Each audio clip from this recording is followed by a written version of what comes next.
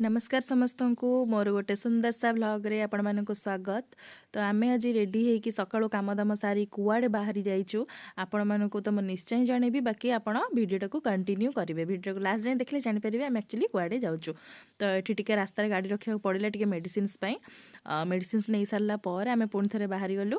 आउ झील बहुत दुष्ट होता खाली आग जी पछ जी आगे बसबी पछरे बसबी यही टाइप ही रास्ता सारा हैरान करके आट लास्ट जा हो सी शोई पड़ा बोली टिके आमे शांति बसिकी गलु। शोई पड़ी सी एबे देखो ये देखा भी जाऊँ सी। तो आम एक्चुअली आज जाऊँ मोर जड़े भणजा हे मोर भणजांकर आज हूँ व्रत घर।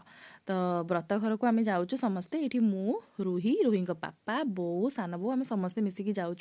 तो बाटर भ्यू भी मुझे देखई दूची।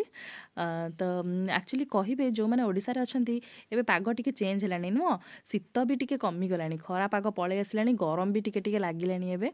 तो बाट सारा तो आम एमती कथा हे जाऊँ झील पर रास्ता सारा शोईकी जाइए। तो ये किछिटा आम रहीकि स्वीट्स नेलु बिस्कुट मिक्सचर ये सब नहीं कि आम ए घर को जाऊँ पहुँचा पहुँची भी हो गलुणी।